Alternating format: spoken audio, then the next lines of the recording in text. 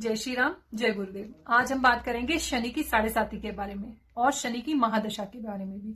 लेकिन अगर आप शनि की महादशा, शनि की साढ़े साती, ढैया, अंतरदशा, प्रत्यंतदशा, इन सभी के बारे में एक चीज बात करें तो कॉमन ये है कि इन सभी की रेमेडीज ऑलमोस्ट सेम ही होती हैं।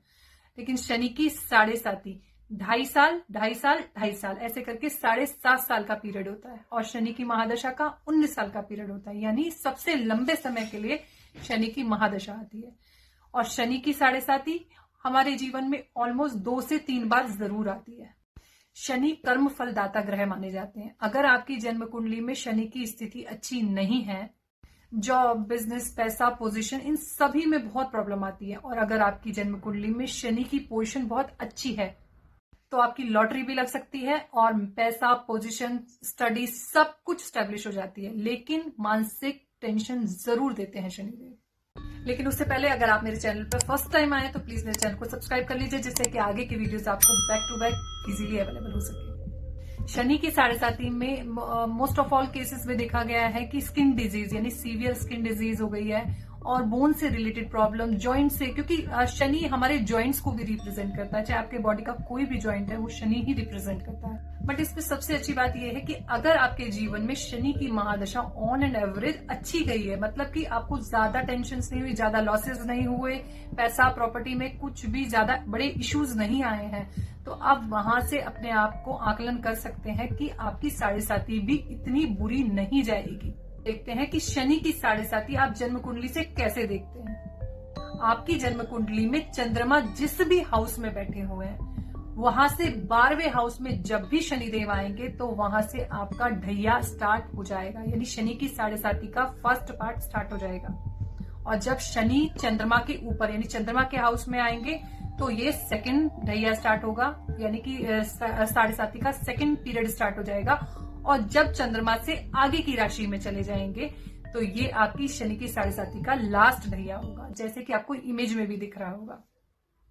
क्योंकि जन्म कुंडली में 12th हाउस लॉसेस का यानी विनाश का घर भी बोला जाता है और ऐसे करके शनि अपने 7.5 साल पूरे कर लेते हैं। और अब हम बात करेंगे शनि की जो तीनों ढैया यानी तीनों पोर्शंस हमारी जन्म कुंडली के हिसाब से हमारे जीवन में कैसी होती है। और अब हम बात करेंगे जब चंद्रमा से प्रीवियस यानी चंद्रमा से पहले घर में जब ढैया यानी 2.5 साल का पीरियड स्टार्ट होता है तो जीवन में क्या क्या स्थितियां हो सकती हैं। और जब चंद्रमा के घर में शनिदेव आते हैं तब क्या स्थितियां हो सकती हैं 2.5 साल के लिए। और जब लास्ट ढैया होती है साढ़े साती की तब क्या स्थितियां हो सकती हैं। जब साढ़े साती की पहली ढैया स्टार्ट होती है हमारे जीवन में तो हमें कहीं ना कहीं बोन्स से रिलेटेड हेल्थ इश्यूज जरूर आते हैं और साथ में हमारी डिसीजन मेकिंग बहुत प्रभावित होती है। हमारा थॉट प्रोसेस अच्छा नहीं चलता है, हम अच्छे थॉट्स नहीं ला पाते, अच्छे डिसीजन नहीं कर पाते, कहीं ना कहीं हम कुछ ना कुछ चीजों में गलत डिसीजन ले लेते हैं। ढैया यानी शनि की साढ़े साती की दूसरी ढैया में जब शनि चंद्रमा के घर में आएंगे तो वो कहीं ना कहीं माइंड को डिस्टर्ब करेंगे। मतलब जो पहले आपको आइडियाज आते थे अब वो आइडियाज ही नहीं आएंगे, यानी बिल्कुल जीरो आइडियाज आएंगे और जो आइडियाज आएंगे वो हमेशा नेगेटिविटी में ही आएंगे। और हम जब नॉर्मली भी कुंडलियां देखते हैं तो जब भी शनि और चंद्रमा की प्लेसमेंट एक हाउस में होती है तो वो कहीं ना कहीं विष योग का निर्माण कर देता है। तो आपकी पूरी की पूरी डिसीजन मेकिंग ही गलत हो जाती है। और क्योंकि चंद्रमा के घर में जब शनि आएंगे तो चंद्रमा माँ का कारक भी होता है, यानी चंद्रमा माँ को भी रिप्रेजेंट करता है। तो कहीं ना कहीं आपकी माँ की हेल्थ में भी इश्यूज होंगे और साथ में बोन्स रिलेटेड प्रॉब्लम्स जरूर आती हैं माँ को। और अगर उनको पहले से वात रोग है या अर्थराइटिस है तो इस टाइम में उन्हें बहुत संभल के रहना पड़ता है। और ऐसे ही जब शनि की यानी लास्ट ढैया यानी शनि की साढ़े साती की लास्ट ढैया आती है तब आपकी स्पीकिंग इफेक्ट करती है। आप केवल जुबान से ही अपने दुश्मन बना लोगे, आपकी स्पीकिंग हमेशा नेगेटिव वे में चली जाएगी। और इस टाइम पे जुबान की वजह से हमने कई बार सीवियर झगड़े भी देखे गए और इस टाइम पर यह भी देखा गया है कि लोगों को धोखे बहुत मिलते हैं। और ये टाइम धन की हानि को भी रिप्रेजेंट करता है, तो इस टाइम पे आप अपने धन को भी बहुत सोच समझकर इन्वेस्ट कीजिएगा। और लास्ट ढैया में शनि हमें ये भी सिखाते हैं कि आप लोगों को कैसे परखें कि लोग आपका फायदा ना उठा सके। ऐसे भी है कि शनि की साढ़े साती में ये जरूरी बिल्कुल भी नहीं है कि सभी लोगों को इक्वली ही नेगेटिव इम्पैक्ट्स मिले। ऐसे ही अगर शनि आपकी जन्म कुंडली में अच्छे यानी वेल प्लेस्ड हैं या शनि जन्म कुंडली में उच्च राशि में बैठे हैं या शनि अपनी मित्र राशि में बैठे हैं या शनि शुक्र की राशि में बैठे हैं, और या शनि खुद अपनी मकर या कुंभ राशि में बैठे हैं तो आपको नेगेटिव इम्पैक्ट्स कम मिलेंगे, लेकिन कंप्लीटली पॉजिटिव इफेक्ट्स शनि की 7.5 में नहीं मिलते, क्योंकि शनि की 7.5 महादशा में टीच करने आते हैं। कर्म फलदाता बनकर सबसे ज्यादा मेहनत शनि देव ही करवाते हैं, और साथ में पूर्व जन्मों के कर्म और इस जन्म के कर्म का लेखा जोखा भी शनि के अंडर में ही आता है। और एक चीज बहुत मैंने अपने जीवन में नोटिस करी है कि अगर किसी व्यक्ति को जीवन में अपनी लाइफ में कभी भी खुजली यानी इचिंग नहीं हुई है तो आप ये समझ सकते हैं कि उनका शनि इतना बुरा नहीं है। अब हम बात करते हैं रेमेडीज की। शनि की 7.5 हो, अंतर्दशा हो, महादशा हो, प्रत्यंतर हो या ढैया हो, इन सभी में हम ऑलमोस्ट सेम ही रेमेडीज अपना सकते हैं। और इसकी सबसे प्यारी और सबसे पावरफुल रेमेडी है हनुमान जी की पूजा कीजिए।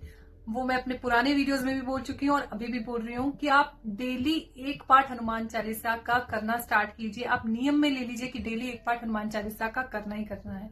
और इसके बाद भी अगर आपको कुछ ज्यादा प्रॉब्लम हो रही है शनि की 7.5 से रिलेटेड, तो आप अपनी उम्र के हिसाब से हनुमान चालीसा का पाठ कर सकते हैं। ये आपको बहुत अच्छे इफेक्ट देगा, यानी आपकी जो भी नेगेटिविटी हो रही है उसको ये तुरंत ही खत्म करेगा। जैसे आपकी एज अगर 30 इयर्स है तो आप 30 पाठ कीजिए हनुमान चालीसा के, या कोई संकल्प ले लीजिए कि आपको अपनी एज के अनुसार यानी 30 पाठ डेली के इतने दिन के लिए करने हैं।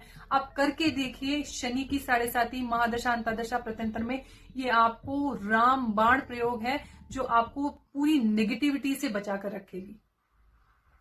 और इसी तरीके से दूसरा सबसे अच्छा प्रयोग है शनि की 7.5 का या महादशा का। आप 7 मुखी रुद्राक्ष धारण कीजिए। 7 मुखी रुद्राक्ष आपकी जितनी भी नेगेटिविटी है उसको ऑब्जर्व कर लेगा और आपकी महादशा यानी शनि की महादशा हो या 7.5 बहुत आराम से निकल जाएगी।